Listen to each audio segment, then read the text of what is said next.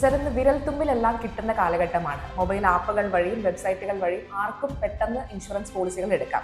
ഇതിനിടയിൽ ഒരു അഡ്വൈസർ അല്ലെങ്കിൽ ഒരു ഏജന്റ് വഴി തന്നെ പോളിസികൾ എടുക്കണം എന്ന് പറയുന്നത് എന്തിനാണ്?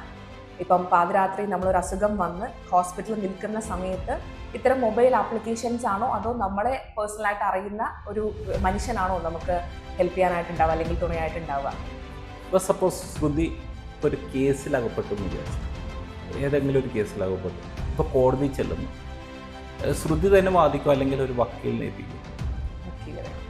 എന്തിനാ ശ്രുതിക്ക് തന്നെ വാദിക്കാൻ പാടില്ല? എന്തുകൊണ്ട് വാദിക്കാൻ? കാരണം വക്കീലിന് കറക്റ്റായിട്ടുള്ള ആ ഫോർമാറ്റ് എന്താണെന്ന് അറിയാം. ഇതുപോലെ തന്നെ നമ്മളെ സംബന്ധിച്ച് നമ്മളൊരു പോളിസി എടുക്കുന്ന സമയത്ത്, ഈ പോളിസി എടുക്കുന്ന സമയത്ത് ഒരു ഏജൻറ്റ് ത്രൂ എടുക്കുന്ന സമയത്ത് അവർ നമ്മളെ കുറിച്ച് കൂടുതൽ കാര്യങ്ങൾ ചോദിച്ച് മനസ്സിലാക്കും. നമ്മൾ ഓൺലൈൻ എടുക്കുന്ന സമയത്ത് ഇവിടെ കുറേ ക്വസ്റ്റ്യൻസ് ചോദിച്ചിട്ടുണ്ട്. എല്ലാം നോ നോ നോ നോ എന്നും പറഞ്ഞ് ചെയ്തിട്ടായിരിക്കും നമുക്ക് കൊടുക്കുന്നത്. കാരണം അതിൻ്റെ ഓരോ രോഗത്തിൻ്റെ പേര് തന്നെ നമുക്കറിയില്ല. നമ്മൾ ഈ നോ നോ എന്ന് കൊടുത്തു കഴിഞ്ഞാൽ ഇപ്പം നമുക്ക് എക്സിസ്റ്റിംഗ് ആയിട്ടുള്ള എന്തെങ്കിലും ഡിസീസാണ് നമ്മൾ നോ കൊടുത്തിട്ടുണ്ടെങ്കിൽ അത് മതി, നമുക്ക് ക്ലെയിം എല്ലാം റിജക്റ്റ് ചെയ്യാൻ. ഇപ്പം നാളെ ഒരു ക്ലെയിം വന്ന സമയത്ത് നമ്മളെ സംബന്ധിച്ച് ഒരു നമ്മളുടെ കയ്യിൽ ഈ ഡോക്യുമെൻ്റ് പോലും നമ്മുടെ കയ്യിൽ ഉണ്ടാവണമെന്ന് ഒരു നിർബന്ധമില്ല. നമ്മൾ ഹോസ്പിറ്റലിൽ, കാരണം പെട്ടെന്നൊരു അർജൻറ്റ് ഹോസ്പിറ്റലിൽ ചെന്നായിരിക്കും ഇവർ ഇന്ന സാധനം, ഇന്ന കാർഡ്, ഇന്ന സംഭവം വേണമെന്നൊക്കെ പറയുന്നത്.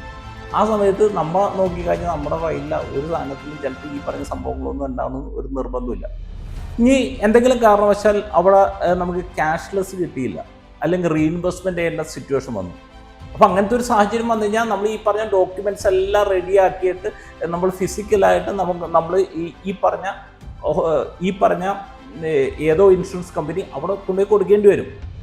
അപ്പോൾ ഇതിന് നമ്മളന്ന് ലീവ് എടുക്കേണ്ടി വരും, ഈ ഹോസ്പിറ്റലിൽ പോകേണ്ടി വരും, ഇങ്ങനെയുള്ള കുറേ സംഭവങ്ങളുണ്ട്. അപ്പോൾ ഇവിടെ എല്ലാം നമ്മളെ സംബന്ധിച്ച് നമുക്കൊരു ഏജൻ്റ് ഉണ്ടെങ്കിൽ അവർക്ക് കറക്റ്റായിട്ടുള്ള പാത്ത് അറിയാം. അത് പോളിസി എടുക്കുന്ന സമയത്താണെങ്കിലും ഈ തരത്തിലുള്ള ക്ലെയിം എന്ന സമയത്താണെങ്കിലും ഏത് വഴിയിലൂടെ പോയി കഴിഞ്ഞാൽ ഈ പറഞ്ഞ സംഭവങ്ങളെല്ലാം കിട്ടുമെന്ന് കൃത്യമായിട്ട് അറിയാം. അപ്പോൾ അതുകൊണ്ട് തന്നെ ഞാൻ എപ്പോഴും റെഫർ ചെയ്യുന്നത് ഒരു ഏജൻറ്റ് ത്രൂ എടുക്കാൻ തന്നെയാണ്. കാരണം എന്നാൽ മാത്രമേ നമുക്ക് ഈ പറഞ്ഞ രീതിയിലുള്ള സർവീസുകളെല്ലാം നമുക്ക് ലഭിക്കൂ.